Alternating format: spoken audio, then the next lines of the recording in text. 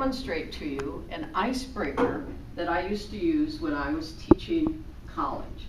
I would say to the students on the first day, we need to get to know each other because we're going to be here a lot.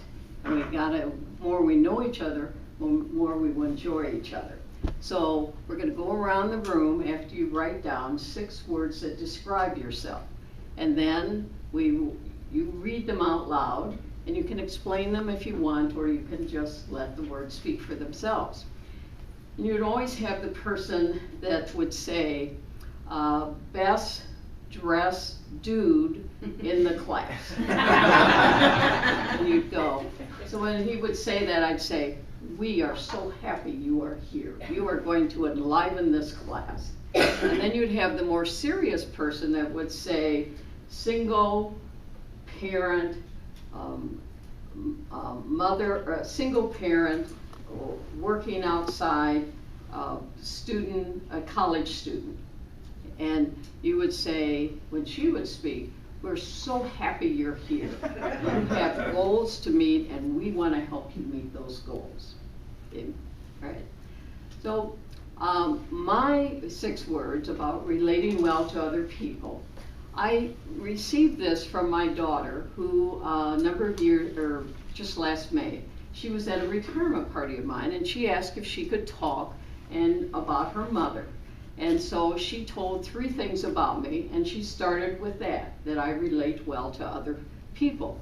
And so I want to concentrate on that, and I'm going to start, and I'll try to keep it in first person, even though it's Joni talking, my daughter.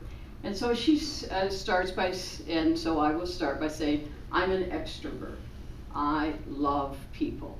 I get my energy from other people. And once in a while I try to be an introvert, but it doesn't work very well. And there's an old, and most of you won't remember this. In fact, none of you probably will. An old song that Barbara Streisand used to sing, people that need people. That's who I am. Okay? And I say to myself oftentimes, there's so many people to meet in this world in so little time, but I'm trying really hard to meet people. And I also have this concept that if we know people better, we will get along with them better. And what a wonderful world that would be. If I would know and you would know what my hopes are and my aspirations, my joys and my sorrows, my goodness, what a bond we would create. And I'm even optimistic enough to think what a ripple effect that would be. And my daughter continued by saying, if you're around my mother too much, you will quickly realize she talks to everybody. If she's standing in the grocery store, she starts the conversation with the person behind her. If she's on an elevator, she all of a sudden meets her new best friend. It goes on and on and on. And then she said, and I just jumped when she said it, I was so excited. She said, and she even became best friends with my neighbor in Cameroon when she had just come to visit me. And she was there as a Peace Corps volunteer. And so, and then she went on to tell the story, and I was, as I said, so excited because it's one of my favorite stories about myself. And so my husband, who's now deceased, and my son, who is 40 years old, we went to see our daughter, my husband, my daughter, in Cameroon. And this was in 1996. And so we were hardly there, and it was early in the morning, and she said, why don't you just clean up and I'll fix you some breakfast. And we said, that's great. So we did that. And all of a sudden I see the lady in her next door neighbor. And her next door neighbor, Joni refers to as the woman with the cows. So I go, I have to go meet this lady, you know. And so I go, and so we have about a 10-minute conversation, and I go back, and Joni is about ready to have us sit down for breakfast, and I go in the kitchen, and I'm so excited. And I say, Joni, I had the nicest conversation with Mrs. Montgomery. And she said, Mrs. Montgomery? I said, yes, that's the name of the woman with the cows. And she said, nobody calls her Mrs. Montgomery, Mom. she's the woman with the cows. I said, well, I don't care what they call her. She's Mrs. Montgomery. And I said, and wait till you hear more. She has a daughter, Winfrey, who got a full scholarship to Oxford, and she's studying economics, and she works for the British government.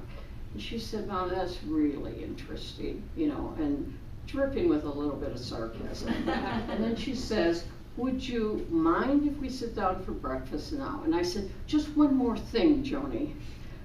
Big girl and little girl, those are the names of her cows. She said, I couldn't be more excited about that.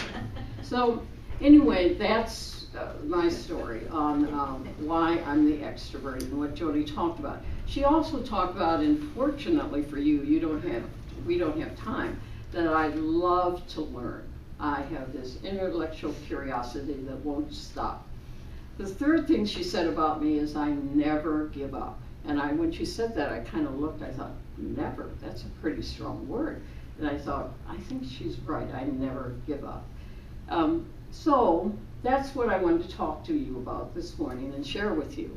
And the last thing I would say to you is that I hope sometime you do what I did and you write down 6 words to describe yourself.